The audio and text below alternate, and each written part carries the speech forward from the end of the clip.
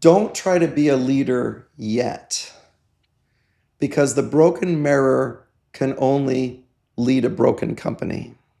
And so in the beginning, I was like driven by, I have to go make money. I have to go have success. I have to go make something out of myself. I was a young man, so I had to go like prove myself. But any entrepreneur, I think we all start somewhere near there. But if you stay there, you'll never be a success, because the driver, it's the wrong driver. It's a move away from motivation, right? Because I'm moving away from like poverty, or moving away from, as opposed to setting a goal, which is why we use the word calling. What am I moving toward?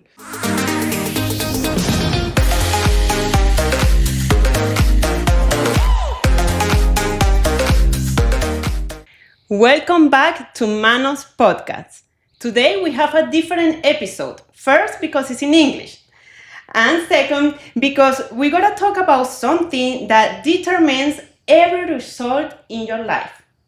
Your standards. Not your goals, not your dreams, your standard. And I know we have heard a lot about this topic. Even I have talked about how to raise your standards. But then I was asking to myself, the theory is so beautiful, but how do you apply this in your life?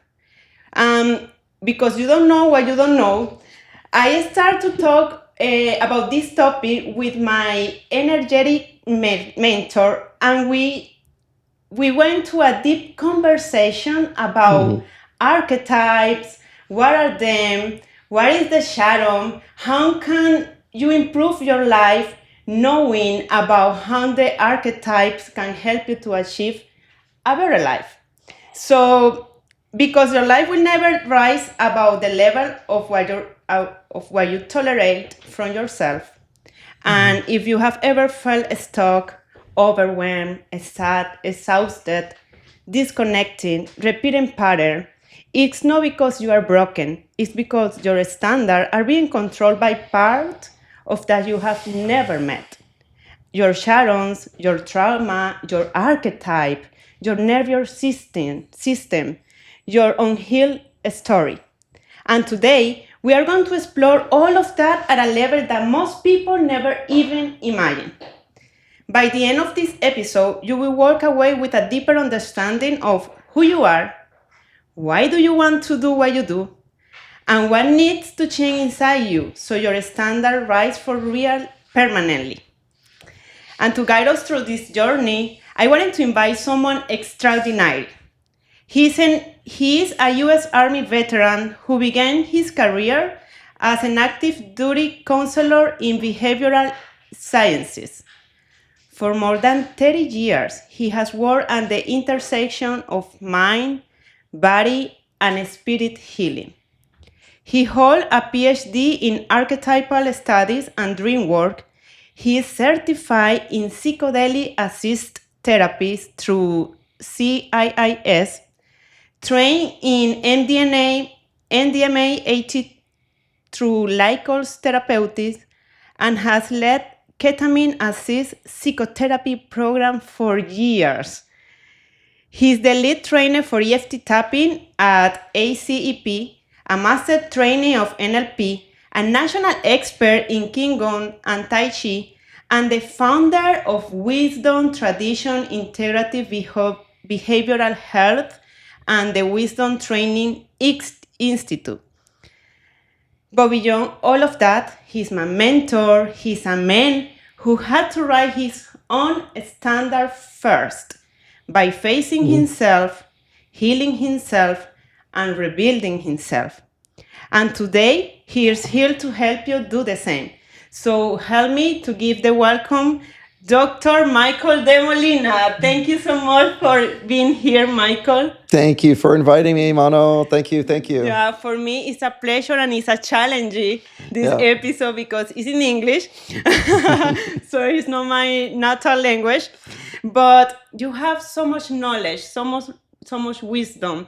You have helped me a lot in my path of personal development. And I want you to bring your wisdom to this community. It's a community of entrepreneurs. So, you are a business owner, and sometimes the entrepreneur face some challenge in their life. Before starting our conversation, you have spent more than 3 decades working with people through trauma and transformation. When did you realize this work was your calling? That you wanted to do this the rest of your life, not because a career, but because it's your purpose in life. When you discovered that? Yeah, thank you so much for that introduction.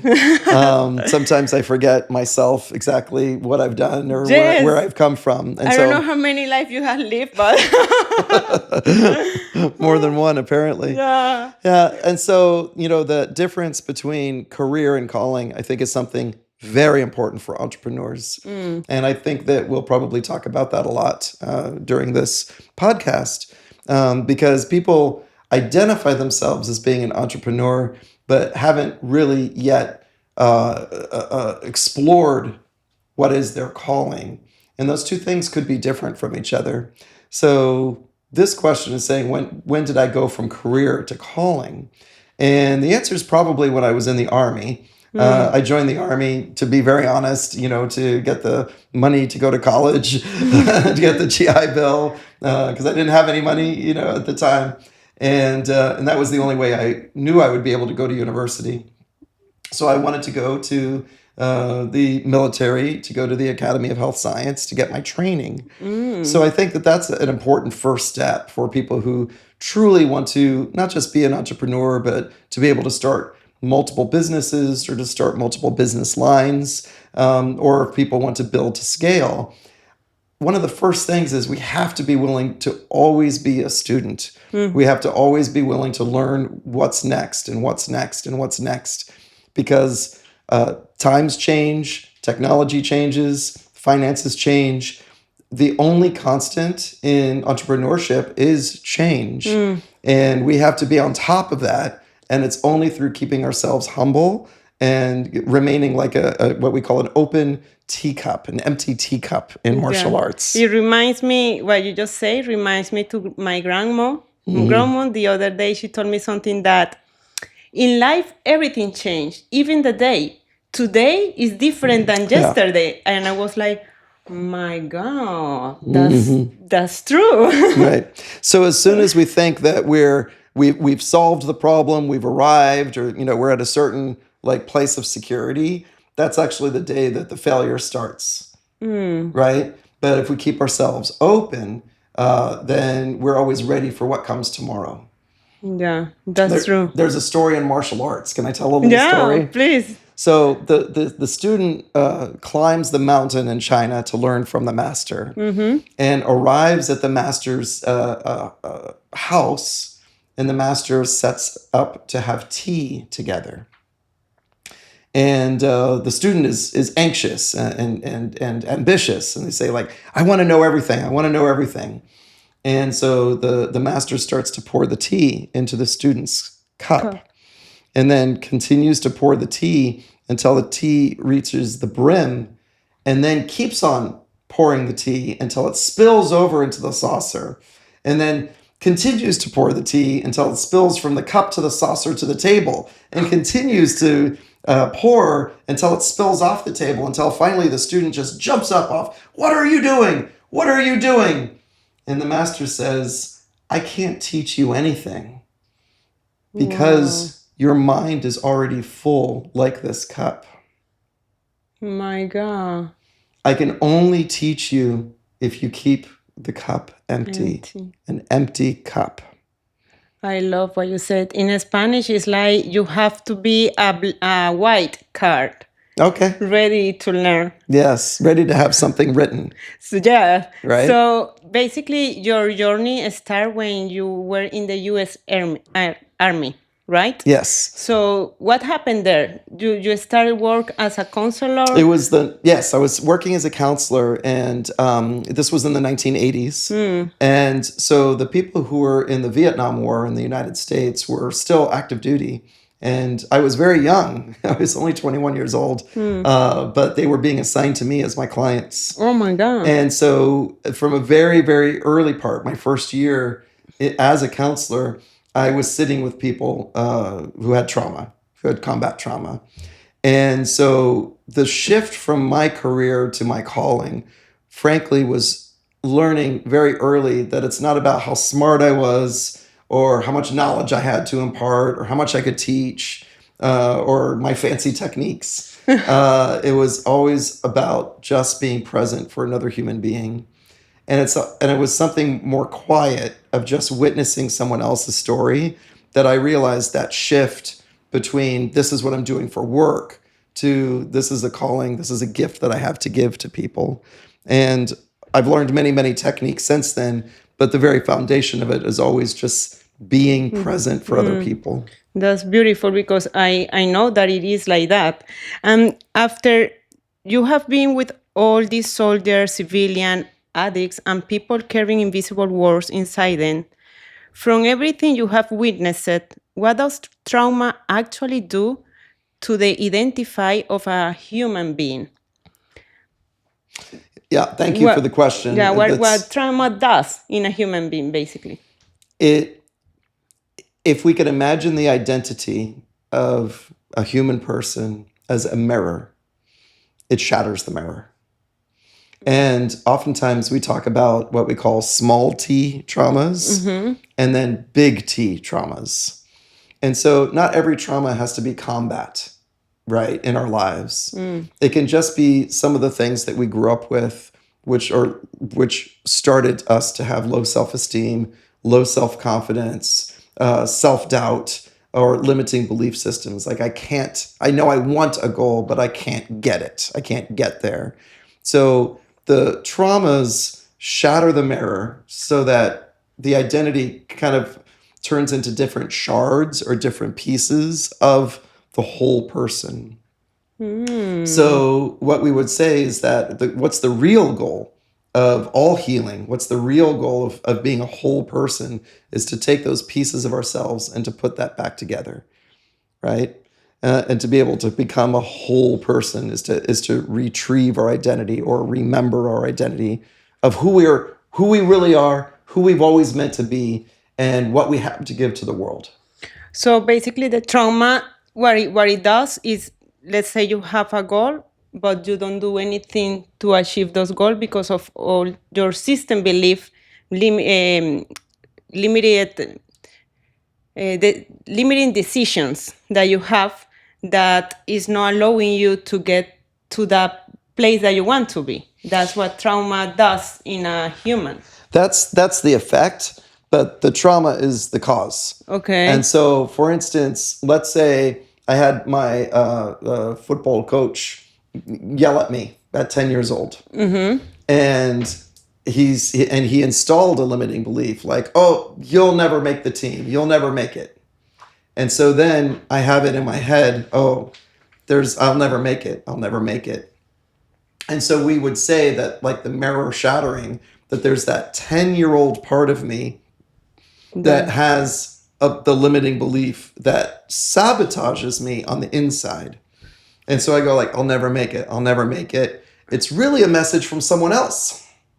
It's not a message from myself. Wow. It's a message from someone else. And it's powerful. But it sounds like it's from me in my head.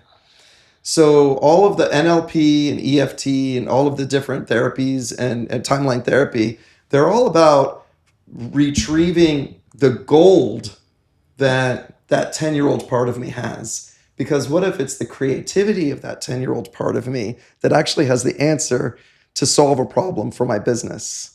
Right? What if it's the imagination of the 10-year-old in me that actually will never give up on a problem, but it's shattered so I don't have access to the gold that's within me?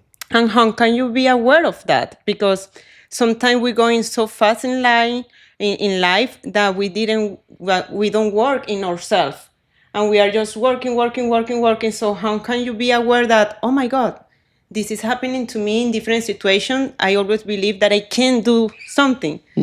So how can a normal people that has never studied anything of this can be aware of their traumas? They show up when you're having intense emotions, when you have an intense anger, when you intensely dislike somebody and you're pointing your finger at them saying, I really don't like this person. That's what we call projection. Ooh. It's that person's so lazy, right? Well, you know what we say is one finger's pointing out and three fingers are pointing in. Right?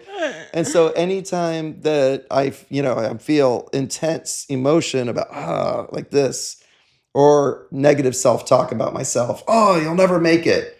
That's what the shadow is. That's how we start to identify the shadow, is because that's the part that we're not bringing in and we're not bringing home.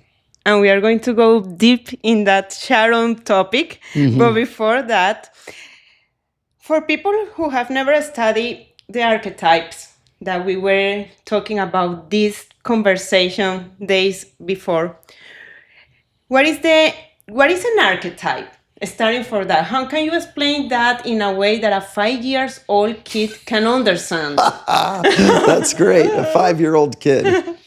Well, the way I would explain it to a 5-year-old kid is I would point to their iPad. Okay. And I'd say, like, how are you playing that game on your iPad? Where is it coming from? And the answer is Wi-Fi, right? And so archetypes are all of the software programs that are being broadcast into the broadband. And then we download it onto our iPad. But we don't download all of them. We just download one at a time to play the game. So for the 5-year-old, I would say, why is that your favorite game to play? Why that one? Because those are the archetypes that we're actively working on. It could be, for men, it could be the king archetype. If somebody wants to be a leader of their company, or it could be a wizard archetype. Like Dumbledore and Harry Potter, or Gandalf and Lord of the Rings. But who are the wizards of our days? The people who hold information, just like the wizards of old, right? Engineers, trainers, doctors, IT, software developers. If you have knowledge that most other people don't have, that's wizard archetype, right? Or you have like men who act more like boys. That's like what we would call Peter Pan, right? The Peter Pan archetype. Or for women, you have the mother archetype, or you have the maiden archetype, or you might have a goddess archetype, somebody who just feels like light and wisdom comes out of them. How many archetypes are? Countless archetypes. Each one of them is a channel on the broadband or a game that we play. And each one of them gives us energy to be a certain way in the world, but also we have to be able to explore all of them so that we're well-rounded. And that's important for all entrepreneurs. You can't just know one thing. To be a true entrepreneur, you have to know many, many things. So what will be the main archetype for an entrepreneur or a business person? Well, because I know that we should have all of them, but what should be the first, like, the one that leader? See, even the question is actually a little limiting, to be honest. Okay. Because of all the people who are watching right now, each one of you has a different personality. And each one of you is bringing forward a gift. Each one of you is bringing forward a calling. What if somebody wants to be an entrepreneur of music? So their archetype would be the bard.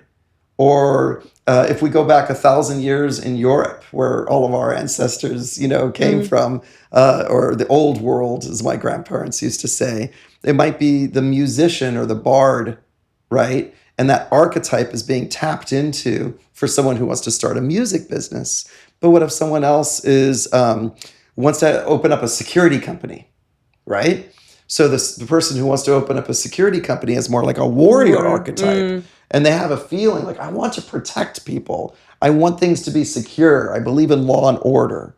But then a third person would have something entirely different. Maybe they want to open up a business to be a chef, right? So you see. So it depends of the area where you're going to develop your life. And also our own personalities. Like, Okay. how is that somebody's calling that you say, like, that's the kind of business you want to be in, right? Everyone's choosing a different business line.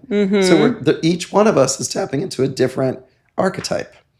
Mine would be wizard because I'm trainer, Yeah. therapist, and I have knowledge.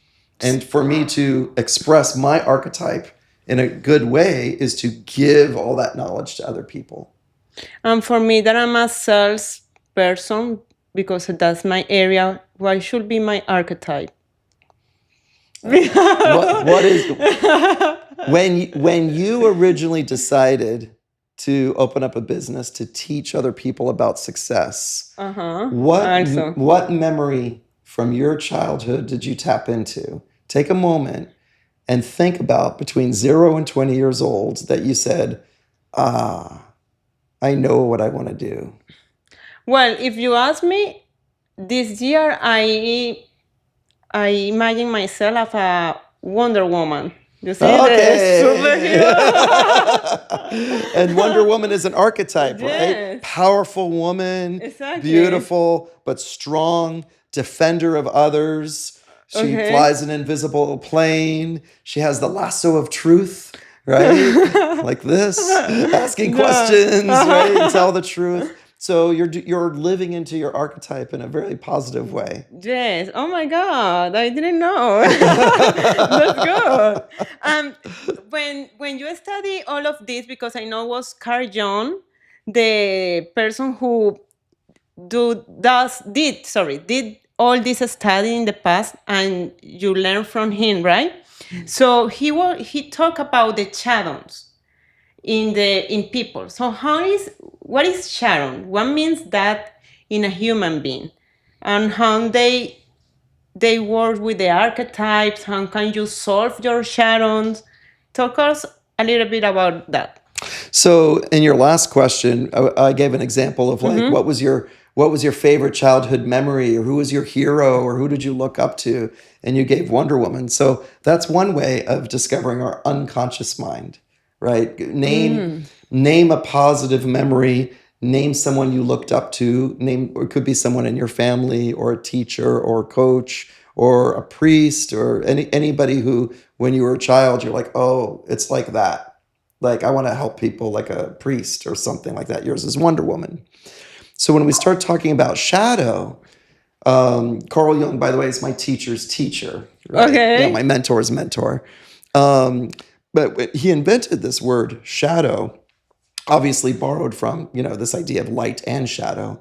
But he's using the word shadow of like the part of our unconscious minds that we can't see.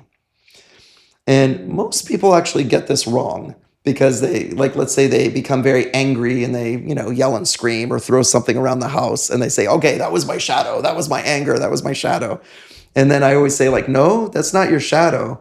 That's your anger. Right? Personal. Yeah. Because for it to be the shadow, by definition, is something you don't know about yourself.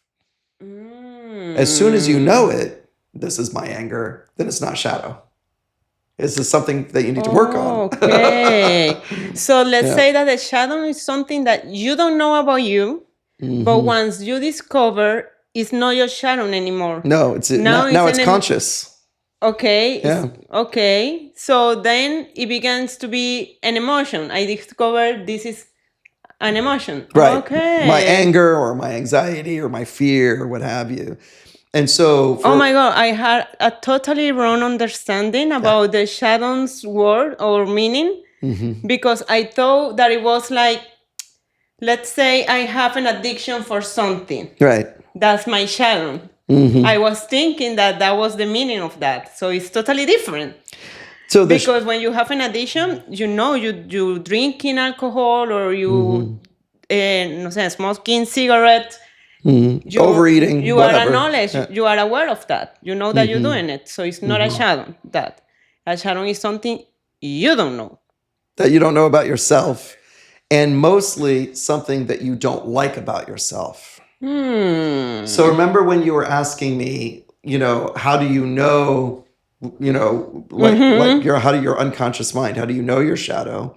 it's probably the thing that you don't like about yourself, the thing that you don't even want to admit to anybody else. That's what I was to. It could even be like a secret that a Okay. person never wants to tell anyone else because they're afraid of being looked down on, or they're afraid of being judged, or they're like, oh no, I could never possibly tell my boyfriend or my girlfriend or my husband or my wife, people who you love, like, no, this is my secret. This is my secret.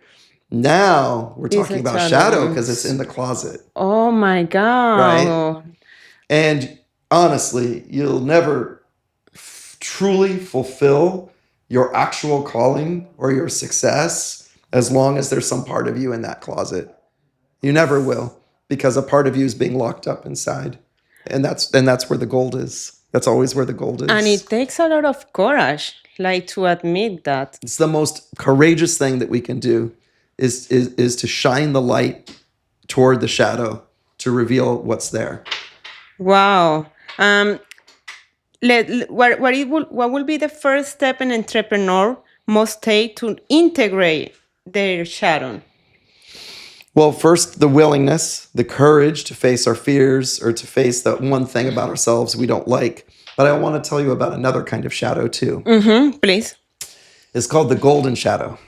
Okay. And the golden shadow is also part of our unconscious mind, but it's the light. It's the gold that's within ourselves. So when we were all little children, it happened to all of us. We were singing, or maybe we were dancing, or maybe we said, look, mama, I'm so pretty, or hey, I'm so strong. And somebody comes along and says, shh, be quiet. Children are to be seen, not heard. Who do you think you are? Why do you think that you're great that way? You have too much pride.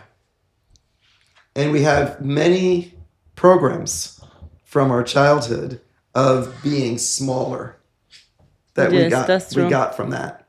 And, I'm always very careful to say this isn't like anything against our parents or our teachers or anything, but it's almost inevitable that children are told, shh, be quiet, right? And so we learn how to shrink ourselves down.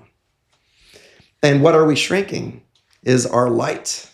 What are we shrinking is our gold. What we're shrinking, our imagination, our creativity, right? What are we shrinking? Our confidence. I'm so strong. I'm so pretty, right? So it's all of our gold, all of our gifts, which can also reveal our calling, that we learn to shrink and hide and put into the golden shadow.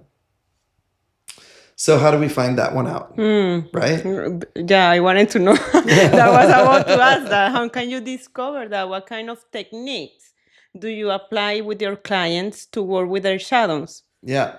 So actually, we've already given the answer. So just like we can find out our shadow of the things that we loathe about ourselves, we hate about ourselves, is like we tend to criticize the other person, right?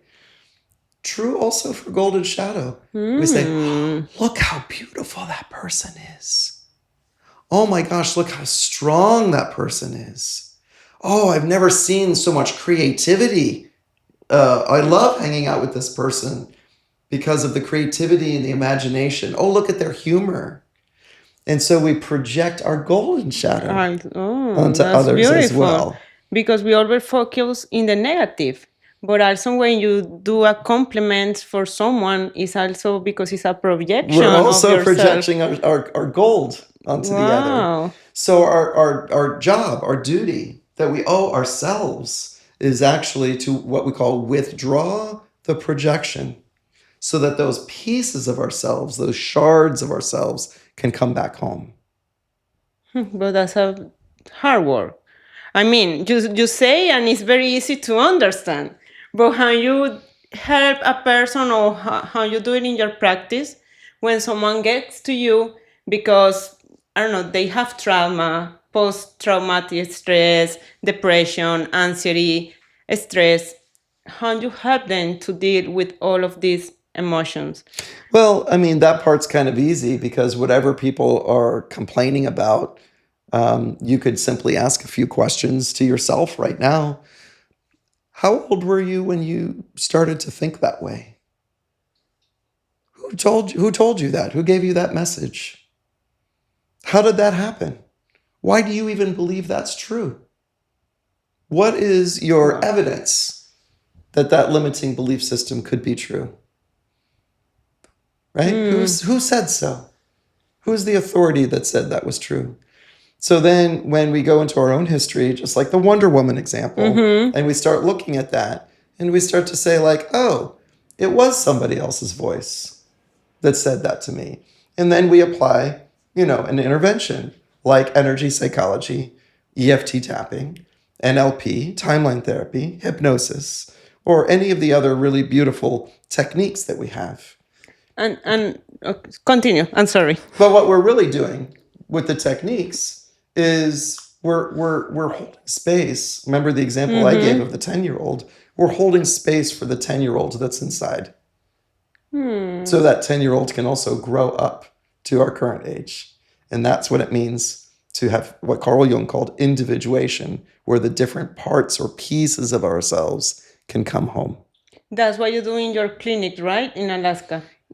Or teaching or training or psychedelics. Yeah, I know that you have all of it's the different same. things. all of it is actually what we're talking about right here. And also, you introduced the word psychedelics. I want to talk a little bit about that, because I know that when people come to your practice and they have all of these things happening in their life, you have EFT tapping, Thailand therapy, all of that maybe the audience already know. But how does psychedelic therapy work? What did you discover in this kind of therapy that the others didn't have? So you start doing this practice. Psychedelics are particularly helpful with people who have lifelong depression or lifelong PTSD. So the psychology word for that is treatment-resistant depression or treatment-resistant PTSD. And what does that mean? That the person has already gone to therapy. They've already tried the techniques, or they already tried going to a psychologist, or they already tried an antidepressant medication. And so the definition is that they've already been in therapy, they've already tried the interventions, they've already tried at least 2 different antidepressant medications or depression or medications to help with anxiety or trauma. And essentially they're still suffering with the depression or the anxiety or the trauma. That's the kind of person who may want to consider psychedelic assisted therapies. On how it works? I mean, it's a number of sessions, or there is requirements for you to qualify for this kind of therapy? Yeah. Well, before we get to the number of sessions, can we talk about the neuroscience a little bit? Yes, please. So you're going to get a science lecture. Yeah, I love it because that's what I want for them. So when we talk about like the ego, when we talk about the sense of identity, or it's the sense of self, that's what we're really talking about tonight, isn't it? Mm-hmm. And we're talking about how we can be the strongest identity or the strongest self that we can be is to be whole, right? And that means to bring in all the parts and the pieces. So if there's a part of the brain that holds the function of identity, that's called the default mode network, or the DMN, default mode network. And it's a series of different parts of the brain working together to give us our identity. And so let's have some more definitions of how do you even know your identity? I don't know. I mean, because you say, so for example, I'm an athletic, I'm a saleswoman. That's how I identify myself, no? So what is that? It's a story that you tell yourself about yourself. Uh-huh.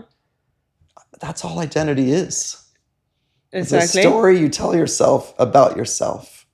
And so if there's any low self-esteem, negative self-talk, limiting belief system, even if it's on the inside, It's part of the default mode network, Mm. right? I'm athletic and I'm an entrepreneur and I'm going to make it and I'm going to make my goals. But then the 10-year-old part says, but you'll never make the team. That's It happened to me. the story, right? It happens to all of us. Yeah. The story we tell ourselves about ourselves. Psychedelics, the actual psychedelic, and right now ketamine is legal in all 50 states. Oh my God. And so ketamine is specific, the specific psychedelic that we're talking about in this moment because it's legal. Okay. And then in the state of Colorado and the state of Oregon, psilocybin mushrooms are legal. Okay, so we're limiting the conversation to that which is legal right now. Okay. Okay, so what ketamine does, which is legal, is it turns off the default mode network for about 2 hours. And the metaphor here would be like, you know how like maybe when you were working for someone else and there was a problem with the computer and you call the IT department and you say like, I've got a problem with my computer, what should I do? What do they always say first? Let me. What is happening? What is the message he has? Well, yeah. What's the message? What's the message? And then they say, well, have you tried turning it off and turning it back on again? Have you tried rebooting it? Right. So what the legal psychedelics do is like rebooting the default mode network. And with ketamine, the preferred treatment, or what we call best practice treatment, is 6 medicine sessions over about 3 weeks. So about 2 sessions a week. So it's kind of like rebooting the computer off and on 6 times in 3 weeks. And then what happens is the amygdala, which is this little part of the brain about the size of an almond, which is in charge of the fear response within us, or the fight or flight response. It gets rebooted. It gets turned off for about 2 hours. It comes back on. But what happens is the things that we have been afraid of starts to reprogram. It starts to reconsolidate with the assistance of a therapist. But let's say the person start the journey, right? I have a PTSD. We start the journey. We did the first session. So how do you implement all these positive resources to the client during the therapy? Or how it is? Because not during the medicine session. That happens after the medicine session in the integration. The techniques are after the medicine session. The medicine session itself is just like your white card that you were talking about. It's just doing this. It's cleaning up the white card so that after the medicine session, there's a white card again. Then the techniques come in of, well, what's the new program that you want to write here? Okay. Then what are the new beliefs that you want to believe what now? do you want now? What do you want to install? Right? And now the third part of the neuroscience of psychedelics is that psychedelics are said to create new neural pathways. It's called neurogenesis, which means new neurons, new brain cells are being born within 90 days of a medicine session. There's new neurons being born, most like when we were teenagers, when our whole body's growing. Yeah. You know? And so in that sense, those are the white cards, right? They have billions of new neurons that can then be written on in those next 90 days after the journey. Can a person that doesn't suffer of PTSD, let's say a businessman or businesswoman, they want to increase their goals and to increase their business, can they use this kind of therapy for a specific goal? I wouldn't say it's that specific, right? The goal could be success. Let's just say I have a goal of success. But the shadow side of having the goal of success, and I say this knowing that it's your specialty, so I'm just going to say it, is that oftentimes, like when I was growing up, I grew up in South Central Miami, and I grew up poor, right? And so in the beginning, I was like driven by I have to go make money. I have to go have success. I have to go make something out of myself. I was a young man, so I had to go like prove myself. But any entrepreneur, I think we all start somewhere near there. But if you stay there, you'll never be a success because the driver, it's the wrong driver. It's a move away from motivation, right? Because I'm moving away from like poverty, or moving away from, as opposed to setting a goal, which is why we use the word calling. What am I moving toward? So what's important too about archetypes, and then bringing it back into psychedelics, is you don't want like to go into a ceremony or a ketamine medicine session saying, I don't want to be poor anymore. Right? That's like saying, I want to cure myself of all my traumas. Because you know what you're going to get is all of your traumas. Yeah. No, please. Stop. So what we want to do is we want to have things that are positively stated, positively framed, and move towards in the way that we're thinking about it. And that's why people are often surprised with EFT tapping. They say like, oh, it's got to be like a positive psychology, energy-based thing. And so the first day I do the training, I have everyone write down on a piece of paper, name 5 issues that you're going to need to work through in order to have success. And then what does everyone write down is, well, there was the time when I was 8 years old, and the time I was 10 years old, and the time I was 15. There was the time in school. So that's what's keeping us back.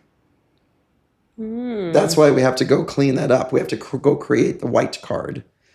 We have to go deep to that. Yeah. And now that you mentioned, it finally has to be with a therapist, because ourselves can see or shadows, as you we can't see us. It. Yeah. Exactly, as you explained earlier. Another way of describing shadow, just to give you as many different metaphors or stories that we can, is, like you're driving down the highway and you want to change lanes, and you want to change to the lane on the right. Yeah. What do you have to do before you change the lane? Turn the light. Yeah, and then what?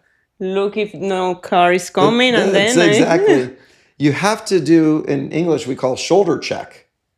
Okay. Right? You have to shoulder check. You have to do that. It's called your blind spot. The shadow is always in your blind spot. So that's why, to really do this kind of shadow work, to really get to the root of what's the barrier to our success, we have to shoulder check. We have to see what's in the blind spot. That's the secret to success. That is. Yes. I love it. I love it because it's hard to find and it's hard to work on it. It's not an easy work, but I have done it. And once you work in your shadows and in your trauma, finally your life gets better. And it's, as you say, it's not the goal, is what is stopping you to get. It's about what's stopping you. Exactly. It's about what is stopping. You were talking a little bit about the EFT. Yes. EFT tapping. I would like you to explain a little bit about that technique. What is it? Okay. So EFT is Emotional Freedom Techniques, created by Gary Craig in the 1990s. And he studied with someone who had put together like case studies from psychologists of the United States with Chinese medicine doctors who were using acupuncture and energy healing. And so they started to take a look at, like, how does psychology handle limiting beliefs or things that are in our way, barriers, and how the Chinese medicine doctors would handle it. And they created tapping. They understood that there's acupressure or acupuncture points, and they created a tapping system like this that calms the central nervous system down, calms us down, so that we can feel better about, like, let's say, a decision that has to get made, right? And so if my default mode network is giving me negative messages, or the amygdala is giving me things to be afraid of, then I probably won't make the best decision. Using EFT helps and assists calm the central nervous system down so that we can think about our problems better. Oh my God, that's beautiful. And I have tested that. I know. I have tested, it's true. So let's say that people get to your practice, you do the psychedelic session, and then you mix it with the EFT? for the integrations and Yes, because there's preparation sessions before the psychedelics, so we can use energy psychology and EFT in preparation. And then there's what we call integration sessions after the psychedelic medicine session, in which we can use EFT. For example, let's say somebody goes into a ketamine session and their intention is, and I'll pick a real case. A person in his 60s says, I want to have a better relationship with my father. And so in preparation, and I said, oh my gosh, well, is your father still alive? He said, yeah, my father's still alive. He's in his 80s. And we just don't get along. And so I said, okay, that's a good intention. I want to have a better relationship with my father. He has his ketamine session, and then I see him within 1 or 2 days afterwards. Okay, what happened in your ketamine session? And he says, nothing about my father. Nothing at all. All I was swimming in the ocean, and I saw a shark swimming around me. You know how sharks circle us? And I felt afraid. And then I asked myself, why am I afraid of this shark? And so I swam toward the shark. And then the shark smiled and we became friends. oh my God. So I was sitting there. and I said... That's a beautiful story, Disney story. Right? And I said, so how do you think that might have something to do with your father? And then the integration session was then we used EFT to talk about how he overcame his fear because the shark represented his father. It's kind of like dreams. Like, Wow. we wake up with a dream, and the dream is like we're flying, or in the dream, the waterfall is running uphill instead of downhill, right? We can dream of fantastic things. And we don't think anything about that. We just say, oh, but it's about the symbols. And the symbols are the energetic archetypes of our own unconscious mind being revealed. Every night, we're going and checking in with our unconscious mind and bringing back the symbols of our shadow. Wow. Psychedelics just does this more intentionally. It show you all of that in the session, right? Yeah, it's showing you the library. So it's good that the person has maybe a book during the session to write everything that That's is right. happening in their mind. You got it. Yeah. Wow. And Michael, have you ever had a client that become addicted to the psychedelic therapy? It's actually impossible to become physically addicted to psychedelics. They're not habit forming. They don't work on the same pleasure track in the midbrain as alcohol and street drugs do. It works in a totally different way through, for instance, ketamine works through the glutamate in the brain, which is why it offers the neuroplasticity and the neurogenesis, but it doesn't activate in the pleasure track. I ask you that because I grew up in Venezuela, so those kind of psychedelics are drugs there. Maybe if I tell to my mom, I gotta do ketamine, she will be like, "Wow, you're crazy! Yeah. What are you doing?" Well, So how can you explain that? It's not that. My question will be: this kind of drugs cause any damage to your brain at all, or not? There's been a lot of scare in the United States, what they call the war on drugs. And the war on drugs was mostly political through different eras in the 1970s and the 1980s. There was a lot of bad information that was given during those wars on drugs, where they would say that some of these things would damage your brain or create holes in your brain. For instance, with MDMA, there was an article, I believe it was in 1992, in Science magazine, and the cover of the magazine had a brain with holes in it, like a machine gun, like holes in it, which was, of course, a graphic that someone had created. And they researched that, and Science magazine actually had to publish a retraction of that 1 calendar year later. The difference is when they retracted it, the retraction meaning we were wrong, Mm-hmm. was on page 42 in the back of that retraction. It wasn't on the cover, like we were wrong. That the Okay. MDMA does not cause holes in the brains. There's a longer story to that, but the scientists that they had investigated had essentially used the wrong drug. Instead of MDMA, he had used actual methamphetamine, and he had given it to monkeys in like an overdose, which then caused the brain damage. So it was the methamphetamine that caused brain Wow. damage to the monkeys. And that's what was reported in the original article.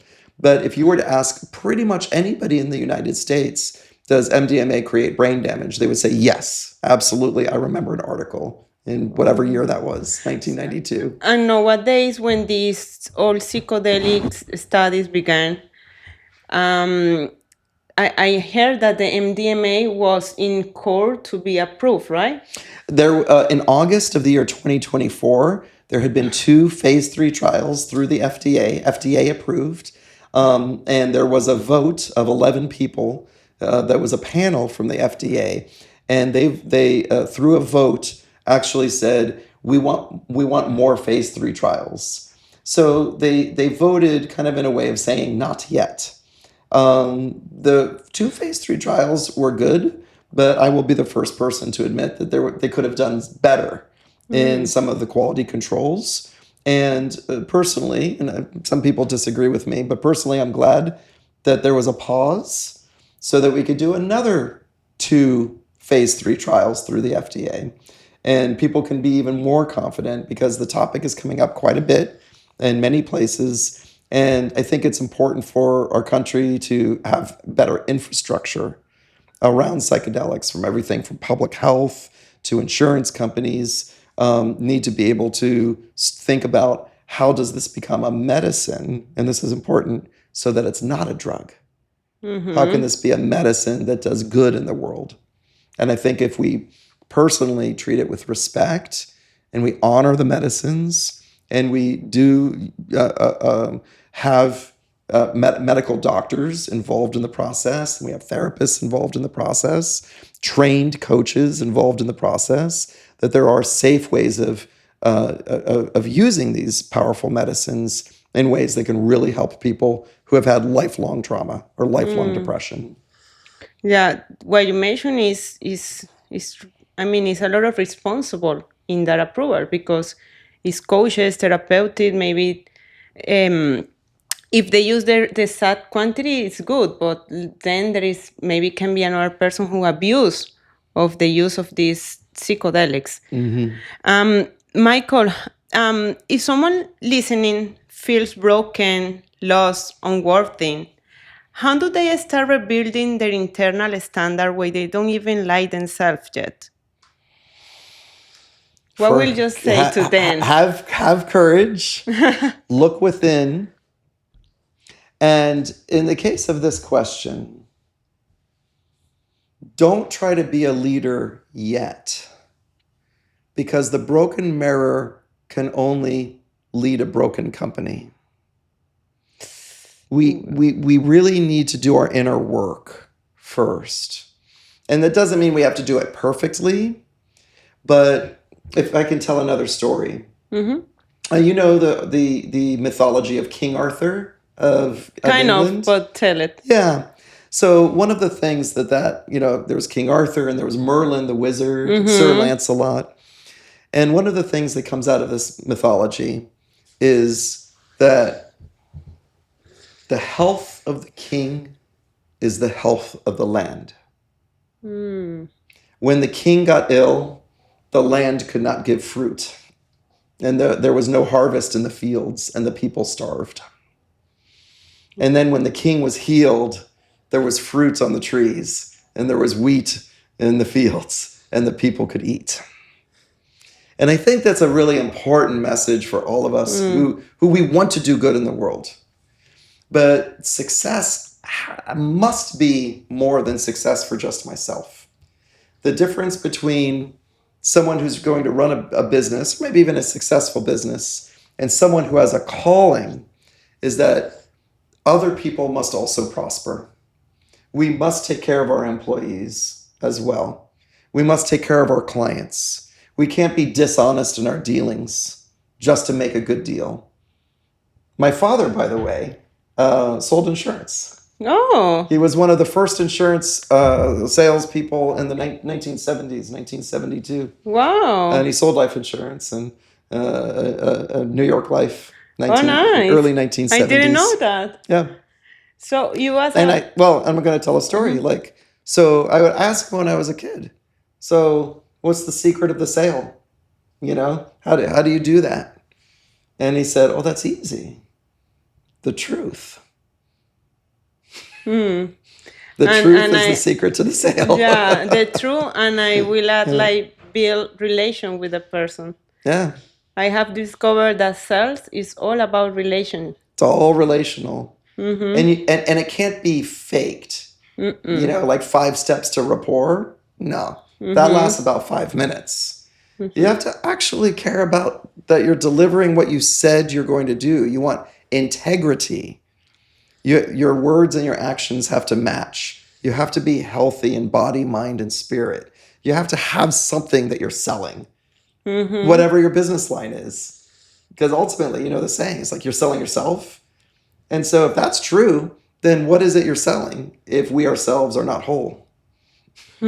That's true what you say, because I have this belief that your business is a reflection of you. Of yourself. Of yourself, yeah. If the business is going wrong, maybe it's time to analyze yourself. Time to look in the mirror. Exactly. It's time to dive deep into you and discover what's going on. And it's hard to know and it's hard to work on that, but at the end, we all us have to do it. I just interviewed someone today for 2 hours. I had a 2-hour interview, and I asked the candidate, why are you quitting your other job?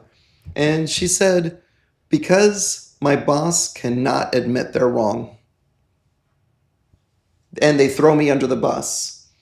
Every single time we come to a mutual decision, this is high-level management position, we come to a mutual decision, and if it doesn't work out, he throws me under the bus. And I refuse to work with that. I have too much self-respect, is what she said. And I said, you're going to fit in really well here because we just deal with honesty, truth. And as the owner of many businesses, when I'm wrong, I'm wrong. How hard is it to say that? And how you do when you realize that, because as you say, the business is like a roller coaster, right? Absolutely. Sometimes we are up, sometimes we are down. So what techniques do you apply for you when you have this down on your business and you realize, okay, it's me. I have to work on me. So what techniques do you apply to overcome all issues in business? Well, identifying what the pattern is, and then identifying within myself, if this is a pattern with 2, 3, 4 clients who have a complaint, or 2, 3, 4 employees who are acting out in some way, that's on me. I don't blame the employee. I don't blame the client. I say, what do I need to fix in myself? What do I need to fix in the business? What other policy? What do I need to learn? What am I missing? So I'm always looking for, that's not their fault. I'm responsible. I'm the business owner. I'm the entrepreneur. I take responsibility. That's beautiful. Take responsibility. Take responsibility. Michael, thank you so much for your time, for this beautiful interview, for all your wisdom, your knowledge. I'm so happy to have you here. And cameras are yours. If you want to send a message to all people who is listening to us to close this episode, it's all yours. Thank you. Thank you for that. Well, first of all, thank you, Mano, for the invitation. You do a beautiful podcast. Oh my God! And you're really a natural of asking questions, and I really just support all of you. that plan. Yeah, I really support you in what you're doing. But what I really like is your calling. You're already, because you're learning and you're already reaching out to people and looking to help others.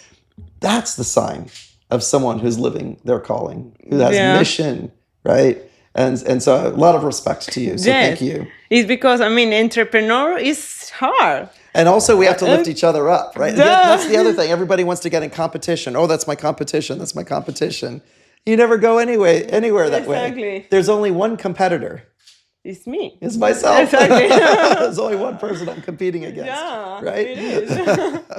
And so I would say be fearless, but maybe not so much about be fearless of taking huge risks financially, like maybe what you read in a book, or be fearless in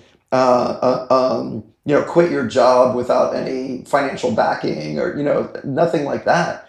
My version of be fearless is be fearless to look within, because your success cannot not influence other people's success in whatever field that you're starting your business or your businesses, or however you're opening up your scale across many states or many countries.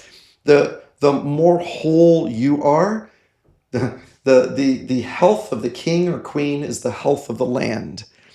The more that you take care of yourself physically, you learn intellectually, you manage your own emotions, and you grow spiritually and energetically. That's how large and how successful your company and companies will be. Beautiful. I love what you say because I'm agree with you. Thank you so much, and thank you for listening to us. And in this episode, thank you for your patience about my English.